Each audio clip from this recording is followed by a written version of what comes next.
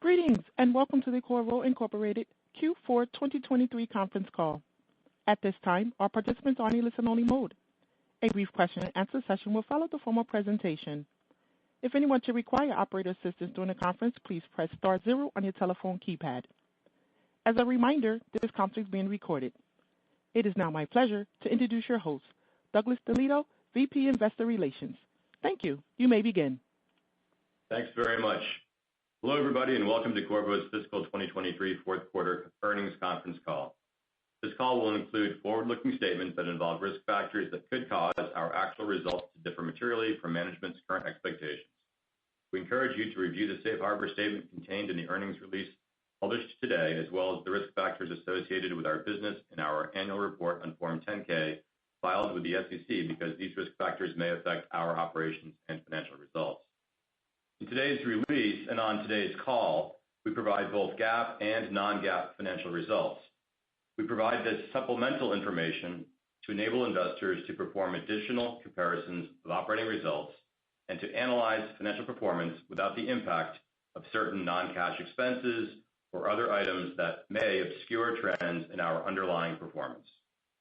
During our call, our comments and comparisons to income statement items will be based primarily on non-GAAP results.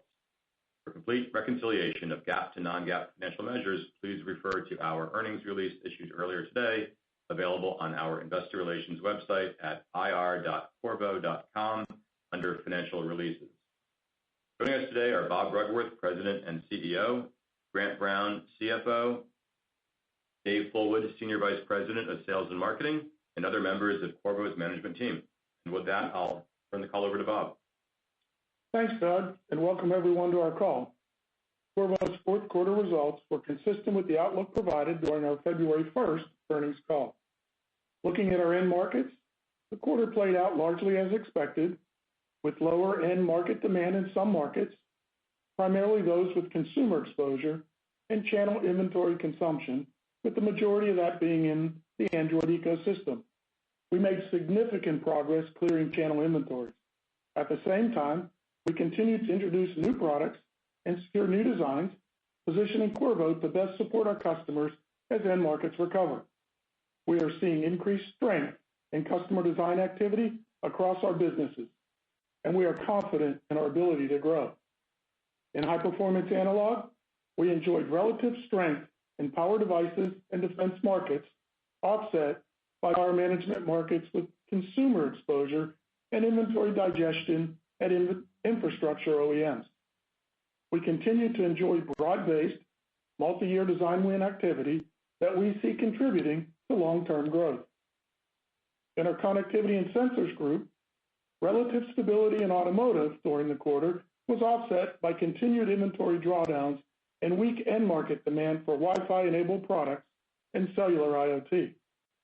Design activity was strong across a variety of applications, including smart home, precision location, indoor navigation, automotive connectivity, automotive smart interiors, and enhanced human-machine interfaces. In advanced cellular, total Android revenue was up sequentially on the strength of a large customer flagship ramp with record Qorvo content. We believe March was the low point for China-based Android quarterly revenue, and we expect total Android revenue will grow sequentially in June, while channel inventories continue to be consumed. Design activity during the quarter continued to be favorable across all leading smartphone OEMs. Now let's turn to some quarterly highlights.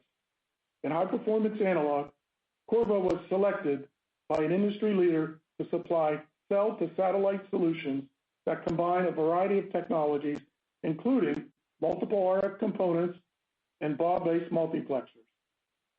These solutions enable low Earth orbit-based space-to-terrestrial connectivity, helping to provide cellular coverage in the hardest-to-reach geographies. We achieved a milestone with the delivery of our first prototype RF multi-chip modules to BAE Systems under the SHIP contract with the U.S. Department of Defense.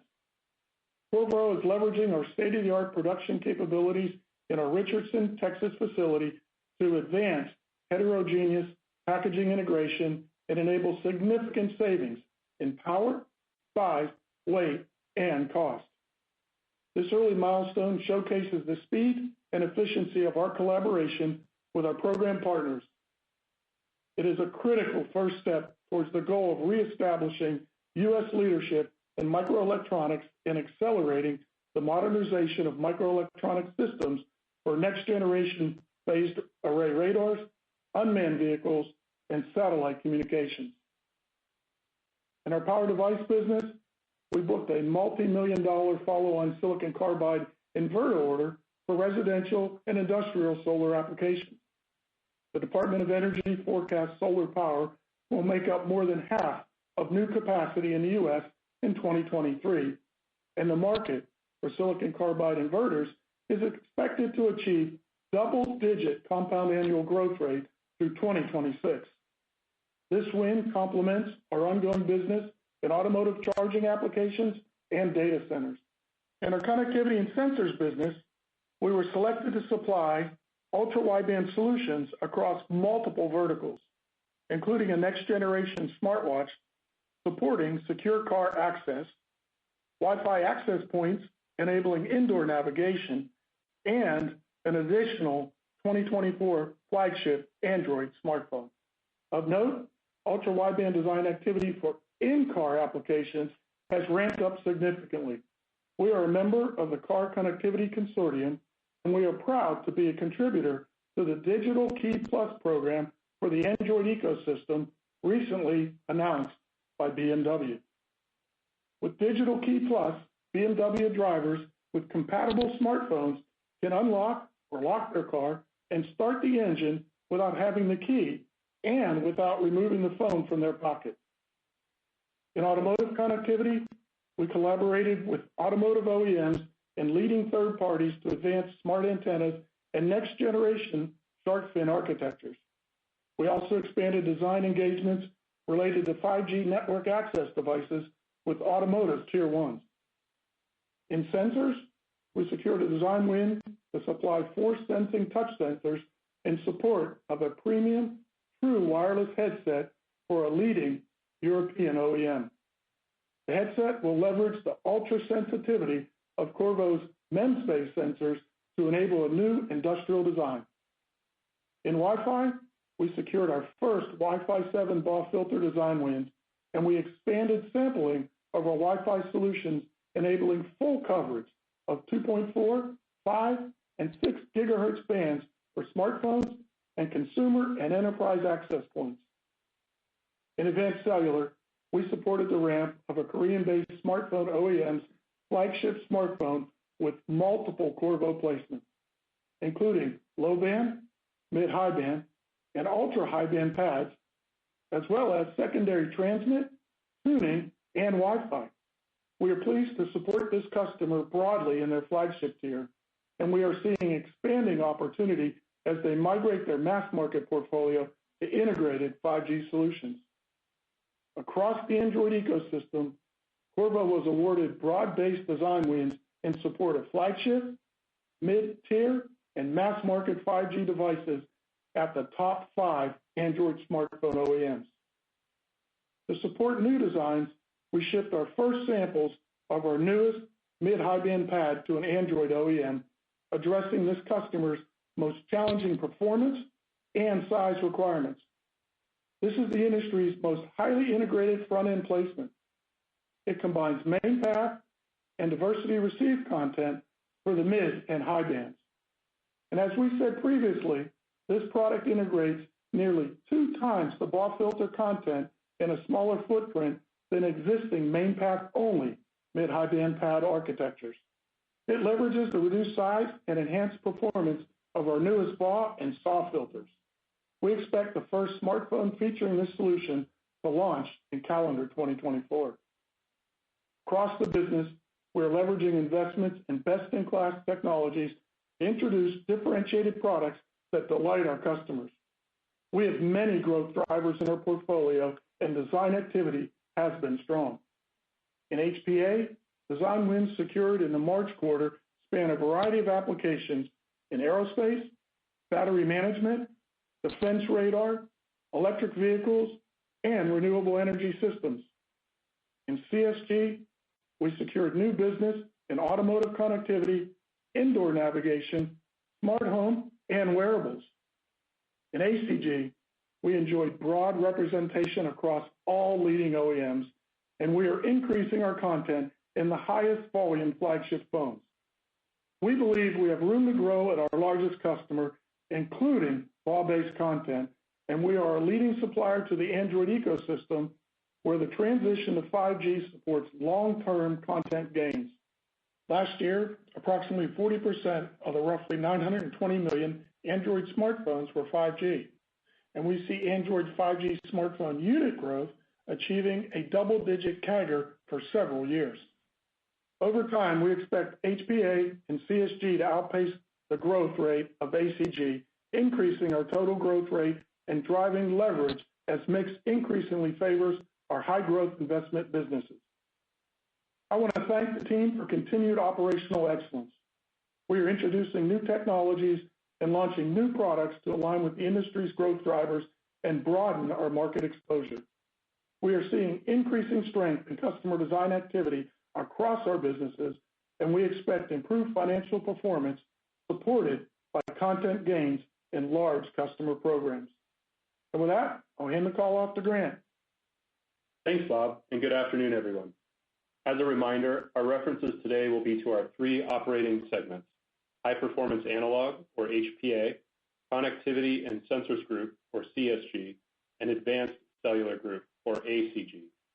In our upcoming 10-K, we will provide historical financial information that reflects these operating segments. I'll now turn to our latest quarterly results.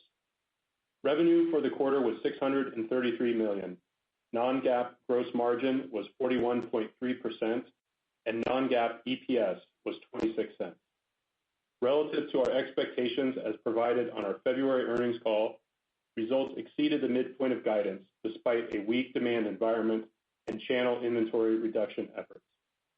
As considered in our fourth quarter guidance, we held factory production at uncharacteristically low volumes, which created underutilization impacts that negatively affected margins. On a non-GAAP basis, gross margin of 41.3% improved sequentially, given a modest increase in factory utilization. Charges related to low factory utilization continue to weigh on margins on a year-over-year basis.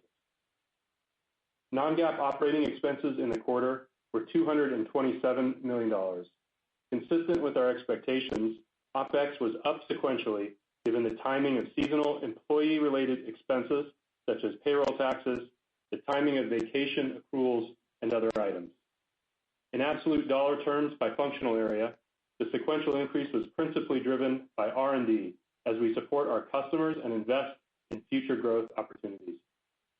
In total, non-GAAP operating income in the quarter was $34 million, or 5% of sales.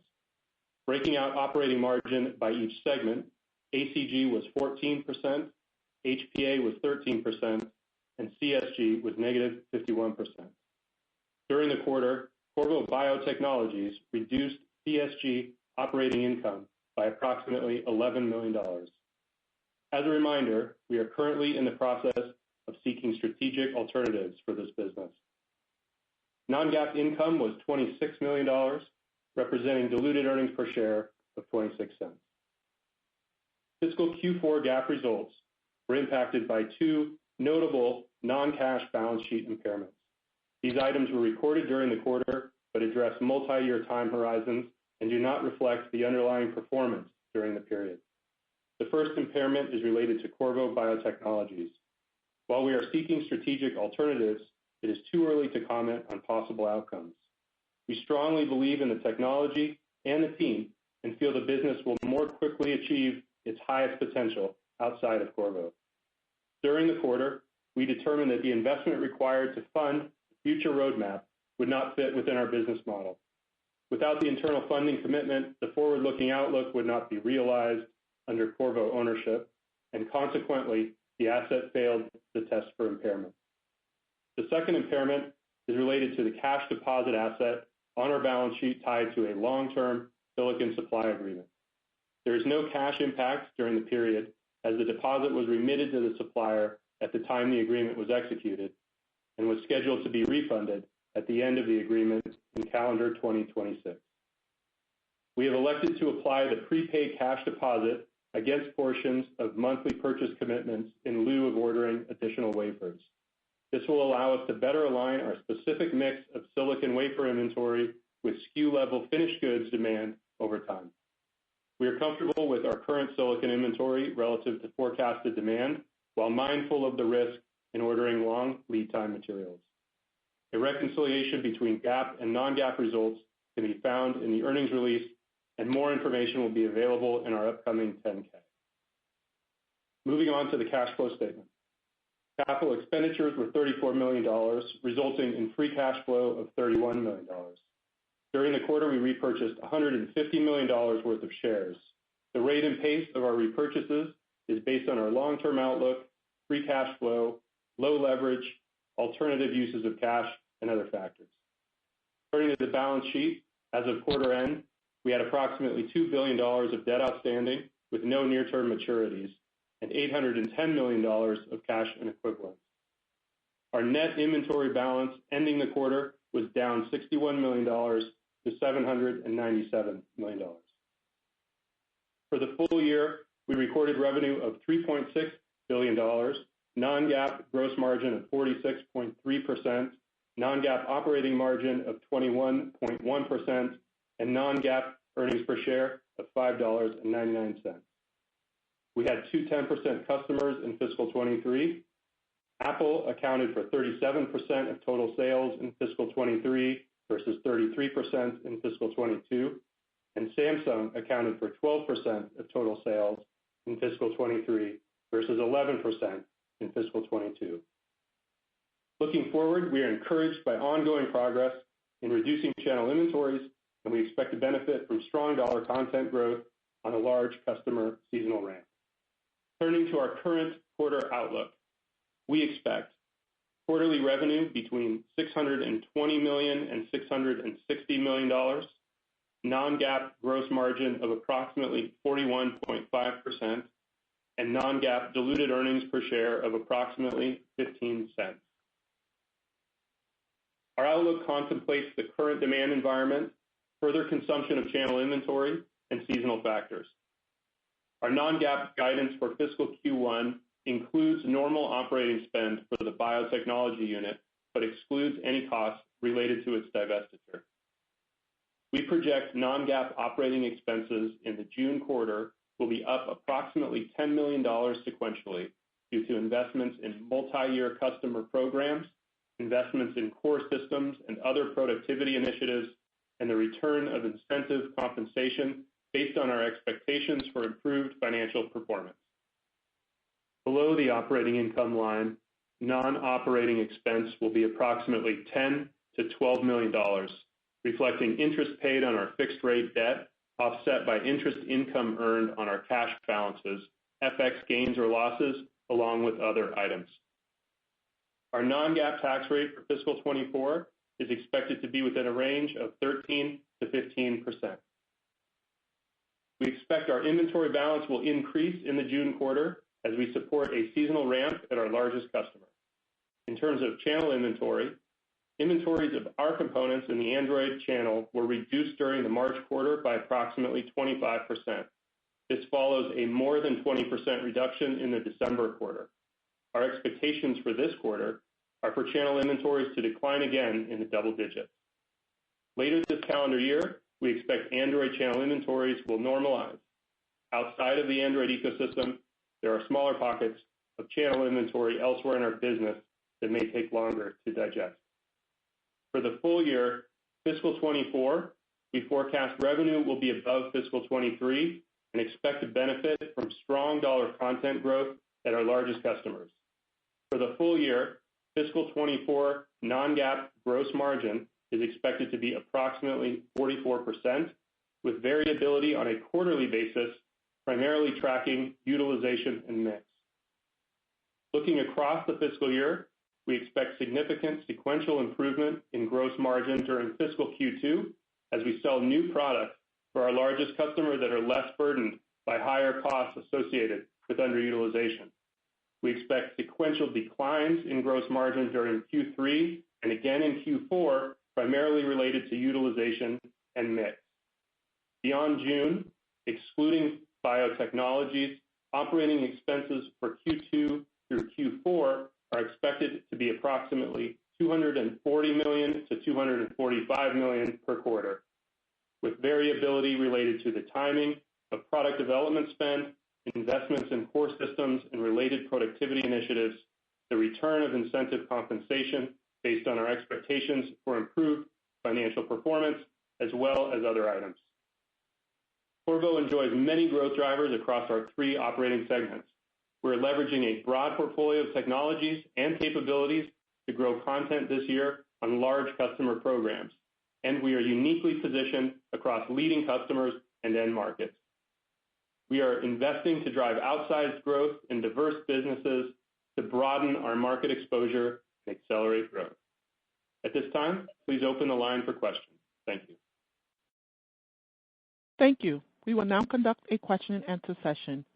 If you would like to ask a question, please press star 1 on your telephone keypad. A confirmation tone will indicate your line is in the question queue. You may press star 2 if you'd like to remove your question from the queue. For participants using speaker equipment, it may be necessary to pick up your handset before pressing the star keys. We ask that you limit to one question and one follow-up so that others may have opportunity to ask questions. One moment while we poll for our first question.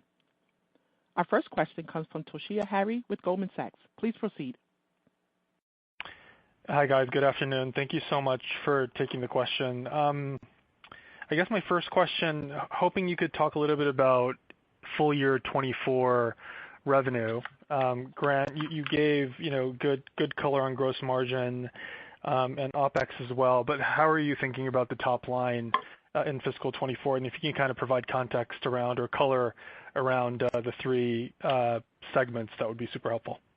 And then I have a follow-up. Sure. Thanks, Toshiya. I appreciate the question. This is Grant.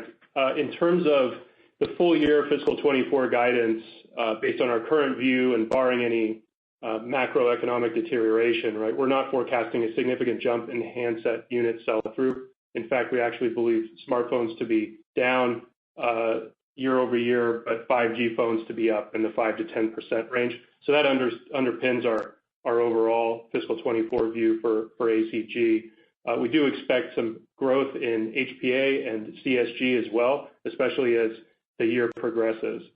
But generally speaking, not a terribly aggressive back half of the year. That said, just walking through the quarters, margin will follow mix, as I pointed out in my prepared remarks. Although there's no change to our view of returning to 50% in the gross margin line, it's unlikely in 24. If I take it quarter by quarter beyond the June quarter guidance, our fiscal Q2 in September, we would expect revenue to be up approximately 50% sequentially. Again, this is driven by strong content gains into a large seasonal ramp. Gross margin will also be up in the neighborhood of approximately 400 basis points quarter on quarter as mix begins to favor some newer products, which are less burdened by those higher unit costs associated with underutilization. In the December quarter, our fiscal Q3, we expect revenue to be approximately flat and continuing off of September. Gross margin will be down 100 to 150 basis points as utilization begins to ramp down following that large seasonal ramp and mix begins to modestly shift to some of that higher cost inventory. And then finally, in the March quarter, our fiscal Q4 of calendar year 2024, we expect Android to be a higher percent of our mix, but decline less than might be historic seasonality due to a clean channel and returning to shipping to end demand. However, gross margin will be down 200 to 300 basis points quarter on quarter as mix reflects that higher cost inventory. As I mentioned in the prepared remarks, beyond June, I gave some color around OpEx for the year, which would exclude bio in the $240 to $245 million per quarter, with some of the variability there related to product development spend and other items. Generally speaking, we have a good degree of confidence in content for our September period, and then as we clean the channel in the Android ecosystem in ACG, we feel comfortable of returning to shipping to end market demand. Tax rates probably in that 13 to 15% range, consistent with the fiscal 23. And we believe share counts will be approximately 100 million shares or less. Thank you. Our next question comes from Gary Mobley with Wells Fargo Securities. Please proceed. Hey guys, thanks for taking my question. Grant, thanks for that very explicit fiscal year 24 revenue guide. It's quite helpful. But I wanted to ask about something one of your competitors is talking about this evening, that is some sub-seasonal shipments to their largest customer, I presume Apple, their modem-only customer. I'm wondering, if that factors into your guidance or is factored into your guidance, what maybe some of the undercurrents going on there, how that may impact you from a competitive standpoint or just from a customer-specific standpoint. Hi, this is Bob. Gary, thanks for the question. And as you know, we don't normally talk a lot about our largest customer. I think what I can say is ACG will be down quarter over quarter. So, we are expecting from the smartphone revenue to be down. And historically, it is a lower quarter for our largest customer. So, I don't know why whoever said whatever you just said, but I think we have a real good handle on the market. We talk a lot about our model and how things work. So we feel good about what we've said for sure, no doubt. Okay. Do you mind if I ask a follow-up? Absolutely. Go ahead, Gary. All right.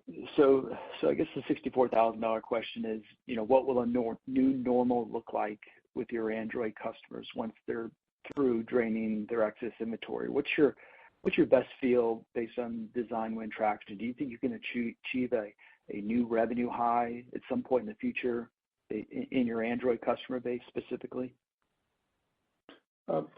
Gary, thanks for the question. And, as you pointed out, always forecasting the future is quite difficult. Here's what I do know. If we go back and look at where we're gaining share and what we've been talking about, the great work we've done in the Android ecosystem, whether that's Samsung and Google and already what we believe we've started to win in 24. And, as you know, what we've been facing are these headwinds with, not shipping up to demand and reducing the inventories that Grant went through, the 20% last quarter or 2 quarters ago, 25% last quarter, that, as that comes and we continue to gain share there, I believe we can get back there or better, no doubt about it. But again, you have to forecast, our largest customers done quite well in gaining share in some of their markets. So, the good news is we're positioned, and I think this is what's important. We're the only strategic supplier of the top 6 Android manufacturers, and we've got a great business that we're growing with our largest customer. So when we look at it from that perspective, what we're convinced is we can continue to grow. Our next question comes from Vivek Arya from Bank of America. Please proceed. Thanks for taking my question. Bob, I'm curious, what do you think is the visibility of kind of retaining this new content over the next several years? Because, customers in this market have a habit of making, different architecture decisions every year. So as you start ramping this new content, how do you think you're able to sustain it over the next few years? Yeah, I think what's interesting, Vivek, is, over time, we've done a pretty good job of holding in the areas that we're winning, nice share and growing. And as they add content in those areas, we've done well. So as we look out, we feel pretty good about things. And, I even commented, and Grant did as well, that, we believe we can continue to grow content at our largest customer, whether it be BAW-based or our discrete components that we sell there. So we feel good about the outlook there for multiple years. All right. Thanks, Bob. And for my follow-up, do you think this was a competitive win, or do you think this is a new technology that customers are adding in this area? So is this expanding the pie, or do you think this is, kind of a competitive win from something they might have been using from somebody else before? Yeah, I think I answered this question last quarter, I believe, on a similar topic, and it was both. We're gaining content through both share gains as well as, to your point, making the pie bigger. Both. Our next question comes from Karl Ackerman with BNP. Please proceed. Yes, thank you. Good afternoon, gentlemen.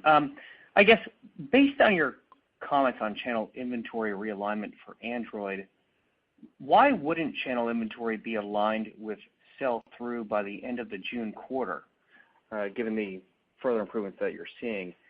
And as you address that question, how would you characterize the inventory balances and timing of reaching normalized inventory in your infrastructure and IoT businesses? Yeah, this is Dave. I'll take that question. So in the Android ecosystem, you got to remember we ship a lot of products into a lot of different customers. So it all depends on their program ramps, how well their phones sell through relative to their expectations. So in some cases, you're right, we're going to be in pretty good shape by the end of the June quarter. In other cases, it'll probably take a little longer depending on the customer and their business.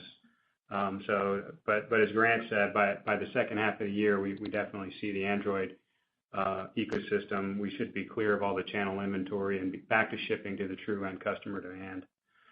Base station is going to take a little longer. I think some of those customers built up more inventory, during the tight supply conditions of last year, and so it's just going to take some of those customers longer to burn that off. So we see that probably taking through this calendar year and into the early part of next year. Hey, Carl, this is Grant. Let me jump in there, and maybe if I take it up a level, our view on channel inventories is incorporated in our guide. So our 50% increase in the September quarter is predicated largely on content gains. Sequentially, we would expect the channel to begin clearing and us to begin shipping to more normalized demand later in our fiscal year. Again, it doesn't incorporate anything aggressive in terms of unit growth. This would be simply a return to what could be considered somewhat normal, and that would be incorporated in our guide. So you can make at least the quantification of it based on that. Clear. Thank you. Our next question comes from Edward Snyder, Charter Equity. Please proceed. Thanks. You guys seem very confident about content gains in the fall. Bobby said both share gains and new content. Maybe we dig a little bit further down to the share gains aspect. Is this areas that you've not shipped before because you guys tended to focus on specific areas and there's been some kind of back and forth in a couple of those slots, or is it going to be something completely new? And then you mentioned kind of an all-in-one, mid-high band, DRX, et cetera. We're watching that. The channel has been looking at that for some time. It's been attempted in the past, but it's too constrained. It sounds like more Android guys are open to that. Question there is, all-in-one, it gives you more defensible position because you're one of the few companies that actually build an all-in-one, but doesn't it also compress the total ASP or the total revenue available versus selling separate modules? Can you give us a feeling on how that trade-off works? And then I had a follow-up, please. Yeah, thanks, Ed. And as you know, for our largest customer, we won't talk about any future architectures, but I'm sure once you tear down the phones, you'll see where we want. And as I said, we're very confident in our ability to continue to grow there. And Dave, you want to take care of the work that we're doing there? Yeah. The second part of his question. And you referred to it as an all-in-one, and what we talked about was, on the bullet there was a solution that combines the mid-high band plus the diversity receive. So that diversity receive, that's all new content for us. We don't traditionally service that part of the phone. But in general, we're supporting our customers, I think, with a very high performance, small size is what they're looking for. So that's creating a lot of value as well. So we don't see it as an ASP issue.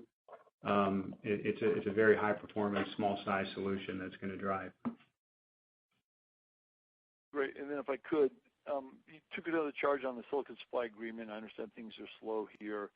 On my calculations, you probably have you've got maybe $60 to $70 million left on that. Any feelings about how that will play out? I mean, you used your deposit to offset a cash cost this quarter. Will that continue if you're under purchasing from that supplier? I'm just trying to get a feel for how that plays out next several quarters. Sure, Ed. This is Grant. I'll take the question.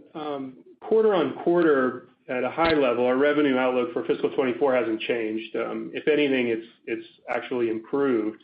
What has changed would be our current forecast of mix over the out years in that contract, right? As you understand, wafers aren't fungible once they've been fabricated, and our demand profile is complex. The supply agreement covers multiple products, technologies, customers across multiple years. So there's a significant mix impact. Furthermore, we can't order wafers for products that haven't been designed yet, so there's a timing element as well. But since we have to place those POs well in advance, we have to make sure we manage our inventory accordingly. And we're comfortable with our current inventory based on forecasted demand. So we're applying our prepaid deposit, as you mentioned, to the wafers that we don't believe we'd ultimately need.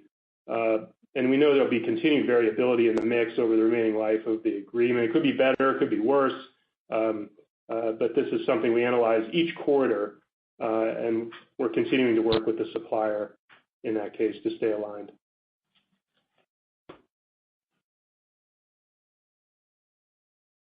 Our next question comes from Matt Ramsay with Cowen and Company. Please proceed. Yes, thank you very much.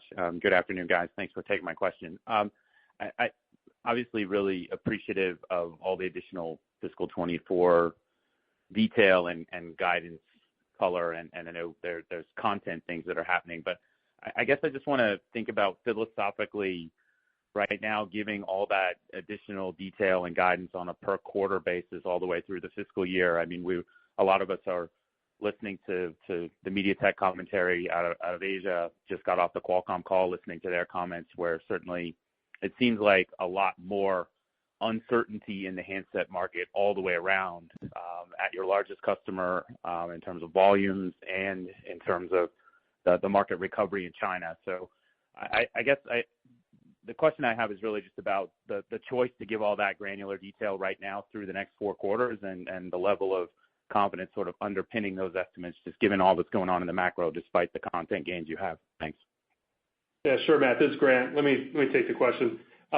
First off, we usually give some color around the forward fiscal year as we start it. So it's something that we do as a matter of practice. I think it's extremely helpful in this case, given the volatility in the market. So I hope that it's helpful for you as you're putting your models together.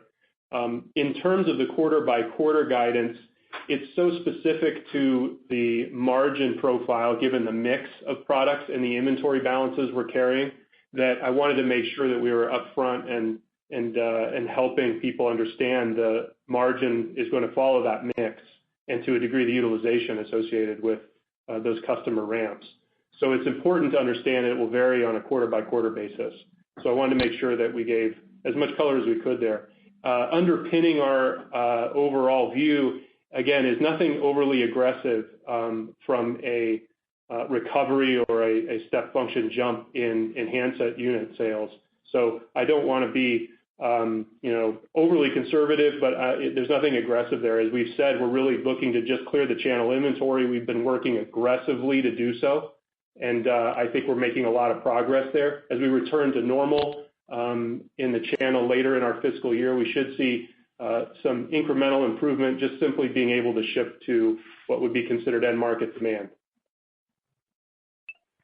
No, thank you for all the detail there. As my follow-up, it's great to see the inventory in Android coming down. I think you guys mentioned 20% reduction last quarter and then another 25% reduction now. So maybe just could you level set us on an absolute dollar terms or maybe a unit terms of where you see the inventory that needs to still be worked through in the Android community, or how much of a drag is it still for another couple quarters? If there's any kind of quantification there, that'd be helpful as we think about maybe modeling beyond the inventory burn over the next couple quarters. Thanks. Yeah, Matt, I'll make a couple of comments and then turn it over to Dave. But we really don't want to get into giving dollars and units and all that because it moves around based on future demand. I think what we can say is that we're going to continue to reduce the channel inventory, so we have a ways to go. And what we said was we'll reduce it this quarter, and we'll probably continue to reduce some in September. It's probably going to take till December on the overall channel inventories. And I think we were one of the first saying, hey, we were going to do this, to your point. And I can't speak for the others that you're listening to, but we started to throttle back on this a long time ago, and others are just seeing it. I also think our lead times are much shorter than theirs, which is why we saw this before they did and saw it now coming back differently. Coming back in the sense, not the market's coming back, that we've made significant progress on reducing the inventories in the channel. So the headwinds are subsiding and, slight tailwinds are going to be behind us as we start shipping into the end demand, even though it's significantly lower than what we saw a year ago. So I think I'd couch it that. Dave, if you want to add any color to that, feel free. No, I think they're all good comments, Bob. And, we did see that the Android sales, we think that bottomed in December, and our sales into China bottomed in March. And so, as Bob said, we've still got some work to do to clear that inventory in the next couple of quarters, but we do see that improving already. Bookings are up, customer demand is coming back, and so it's only a matter of time at this point. Thank you. The next question comes from Ambrish Srivastava with BMO Capital. Please proceed. Hi, I actually had Matt asked a good question. I was just skipping around those lines. Excuse me. On the gross margin side, Grant, is that largely a factor of utilization? Could you please quantify for us? Because it's not under your watch, but gross margin performance has been, excuse me, has been pretty volatile. So just help us understand, is utilization at its lowest ever or in the recent past? And so is that the biggest driving factor that gives you the confidence on the gross margin side? Sure, Ambrish, this is Grant. I'll take the question. Yes, by far in the Pareto, underutilization is the largest item. I think last quarter we quoted over 900 basis points, and it's in this Q4 period just ended, it was approximately 1,000 basis points. So very consistent headwind there from an underutilization standpoint, again, the largest factor. That underutilization plays into higher unit costs that we're carrying for the products that we have in inventory. As those work their way through the P&L via COGS, you're going to see that continued pressure from underutilization going forward for some period of time, which was the comments we made last quarter as we began to talk to fiscal 24 and reinforced by my guidance today. So underutilization, to your point, is by far the largest item. The next item, which I've commented again on before, is the headwind associated with inflation. We're seeing, in the neighborhood of 80 basis points, maybe 100 basis points there. So a distant second to underutilization. Okay, super helpful, and we all appreciate the details. Just real quick on the assumptions for the plus 50% Q-over-Q growth. Is that largely inventory normalizing? Because you pointed out that demand continues to be uncertain. Is that largely driven by some sense of normalization on the Android side, and then the second factor being the content gains at your large customers? Is that the right way to think about it? I would turn that around. Very, very little expectation of the channel clearing in time for the September quarter, very much dependent on content gains and in a large seasonal ramp. The next question comes from Ruben Roy with Stifel. Please proceed. Thanks for taking my question. Grant, wanted to just talk a little bit about HPA and CSG in terms of how you're seeing the rest of the year play out. You mentioned that you're not terribly aggressive, but you do think there's going to be some growth progressing through the year. So I wonder if you could talk a little bit about the pricing environment in those markets. There's been a lot of discussion around pricing, when things were tight last year, and how you're thinking about that as we flow through this year. And then, also if you just comment on, where we are in inventory and when you think, that normalizes when we get back to sort of your longer term, kind of growth targets for those two businesses, that'd be great. Thanks. Thanks for the question. I'll take the first part. I'll let Dave comment on pricing. In terms of our HPA and CSG businesses, we would expect to see strength in defense and power devices within our HPA business that will grow over the course of the year. And then in our CSG business, we'll see growth in Wi-Fi business and then the other connectivity elements, including UWB. So strong sense and confidence on those businesses given where they're standing today and the growth trajectory over the year. Dave, if you don't mind commenting on pricing. Yeah, I mean, certainly the pricing environment that you referred to a year or two ago is a little different now, but we don't see anything, out of normal from what we see in the market. And we're pretty excited about in 5G entry. I think Bob mentioned that only 40% of Android phones last year had converted to 5G. So we still got a long way to go there. We see that growing at double digits for the next several years. And that's all new content for us because we really haven't participated in the 4G entry space for many years. So as customers start to migrate more and more of their portfolio to 5G, that's all new opportunity for us. So we're pretty excited about that growth opportunity as well. Ruben, maybe I'll give you just a little bit more color here on the segment revenues in Q4, and then I'll compare it to a year ago just for reference. HPA in Q4 was $133 million in revenue, CSG was $82 million in revenue, and ACG was $418 million. If we look back 1 year at the March quarter in our fiscal 22, HPA was $211 million, CSG was $179 million, and ACG was $777 million. So, as we get back to those levels of growth, we would, expect over time, we should see some forward progress throughout the fiscal 24 year. That's great. Thanks for that perspective, Grant. I appreciate the breakout for Q4 before the K came out. If I could just really quickly, Bob, on I guess following up to Ed's question on ASPs, with all the content, kind of moving up to kind of the BAW filter content in one of your placements, is $5 to $7 still the right way to think about kind of the ASPs in a typical 5G handset, or do you think at some point we start to push that higher with the value being added? Yeah, I think your number is probably on the low side. If we look at the average smartphone, it's much higher than that. But we see that pretty stable over time. I mean, of course, there's going to be ASP erosion, but the conversion from 4G to 5G is going to be a big driver to offset that. And there's also new content. Wi-Fi 7 is going to add new content. We talked about our BAW filters there, but also as you look backwards in time, in a lot of cases, in Wi-Fi 5 and prior, there wasn't even a FEM involved.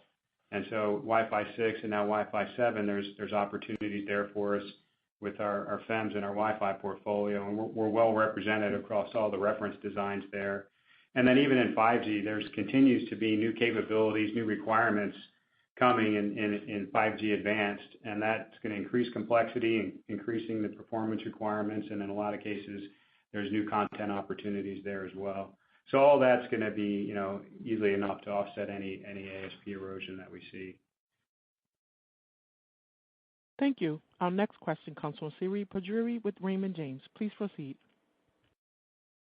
Yeah, thank you. Bob, just a question on China. I think you're guiding for sequential growth in second quarter, June quarter. So I'm just curious, it's slightly more optimistic than what we heard from some of your peers. So is this driven by the smartphone side, or is it more non-smartphone business that you're seeing a little bit of a pickup there? In general, if you can talk about what you're seeing in China, because there's been a lot of expectation. I think we're still kind of not seeing a whole lot of pickup since the reopening. So any comments there I think would be helpful. 100% agree with your last comment. We're not seeing any pickup either. What we've been making clear now for the second quarter now, we continue to reduce the channel inventories. So as you do that, we've reduced the inventory. Customers do need to order some parts. So all we're saying is in our revenue, we're going to see an uptick. That has nothing to do with end demand. It means we're signaling we're heading towards the bottom of cleaning up the channel. I think Dave just mentioned that our bookings were up strong. In fact, we had the largest bookings in China for almost 2 years now. So all we're showing is the momentum's changing, not in the end market, not in the end market. We don't disagree with anything that you guys have heard from others. We've done a very good job over the last 2 quarters of significantly reducing the channel inventory. So all we're saying is we're starting to see that bottom. And as I mentioned earlier, the headwinds are subsiding and the tailwinds are starting to come. But that's not an end market comment. That's a comment about our revenue. Got it. And thank you for that clarification. And then, Grant, on the gross margin, I know a lot of questions have been asked about utilization. If I take your, I guess, guidance, looks like you're going to exit the year in low 40s. So I'm just trying to bridge the gap between that and your long-term model. So is it primarily utilization, or are there any other factors that, are going to, I guess, help you get to that 50% plus levels? Sure. It's really the two factors, right? There's both utilization and mix. So as we're selling newer product that didn't run through the factories when they were underutilized, obviously they carry better unit costs, and you see that in gross margin in the September quarter. In the December and March quarters, you start to see more sell-through of product that we have already got on the shelf, and that incorporates higher unit costs due to prior underutilization. So it's a bit of mix and utilization. Okay. Is there any revenue level, Grant, that you think you need to get to before we see a 5 handle on the gross margin side? I wouldn't tether it to revenue. Again, it goes really back to mix. It depends which products we're selling through and what kind of content are in those products. So it's not an absolute revenue level, but again, really related to mix. Thank you. The next question. I do feel just to follow up on that. I do feel confident in the path back to 50%. As I pointed out earlier, in the Pareto of gross margin, it's dominated by underutilization. So, really in terms of the path back, it's just a question of filling up the factories in order to get there. Thank you. The next question comes from Atif Malik with Citi. Please proceed. Hi, thank you for taking my question. Grant, I have two questions. How do we look at kind of the strategic exposure to your largest customer? You said fiscal 23 Apple was 37%, Samsung 12%. It sounds like based on the content gains this year, you will grow those percentages, both these customers. And historically, Apple is, in terms of profitability, has not been kind of the best exposure name. So how are you balancing content growth with profitability? Sure. Well, as Bob pointed out, high degree of confidence in our content there. We're fully supporting all of our customers, that one, of course, as well. As we look forward, we've never guided to any particular customer as a % of revenue, so I'd hesitate to do that now. But, as we mentioned, we do feel good about our positioning there. In terms of managing profitability going forward, as I pointed out in my prepared remarks, we are heavily investing in multi-year opportunities at multiple customers. And, those R&D dollars are spent today for revenue in the out years. But we feel like we're positioned to win. We have the technology in place to do so, and we're confident in our development and the investments we're making. I understand. And then on the power devices, silicon carbide, I understand you're growing from a small base and you have another multiple $1 million order on the inverter side. How strategic is this business to Qorvo? How are you investing your R&D dollars towards this business? And could this be a 10% type of business maybe in a couple of years? Yeah, we think it's a very strategic investment for Qorvo, right? It's similar to a lot of the other compound semi work we do. We have a differentiated solution with our JFET technology. We have a lot of customer demand. And in terms of the investment there, I think it's well placed. We do expect to grow significantly. And as you'll see in the 10K, we will be paying a contingent payment to the shareholders of United Silicon Carbide, which reflects a lot of success in that business that we've seen since we've taken it over. The next question comes from Harlan Sur with JP Morgan. Please proceed. Hi, good afternoon. Thanks for taking my question. As you guys are set to ramp into new smartphone models across your customers in the second half of this year, I appreciate the new and higher content gains. How are the pricing trends on a like-for-like components on these new model ramps, either versus prior generation or on a year-over-year basis? Yeah, I don't think we can comment on a like-for-like. I mean, every generation, there's always new challenges to solve. And so we're just excited about the content gains that we have. As Bob mentioned, in some cases, that's new content. In some cases, it's share gain. And that's probably true as you look across the customer base, similar story plays out. Okay, perfect. I believe it's spread across both your HPA and connectivity segments, but wanted to get your views on the broadband access markets, cable, fiber to the home. On the infrastructure side, where are we in the DOCSIS 3.1 upgrade cycle? Seeing lots of activity on DOCSIS 4.0.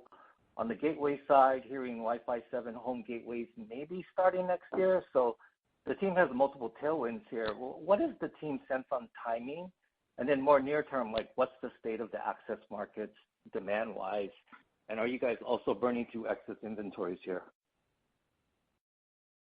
Yeah, I think the timing of what you said, I think that's pretty consistent with what we're seeing. And we do see a lot of new design activity in the newer standards, and we're very well positioned there with our technology. And to your point, we do see some inventory challenges there as well that we're working through. So we think that's relatively near term, but there will be a little bit of challenge there to get through in that business. Thank you. At this time, I would like to turn the call back over to management for closing comments.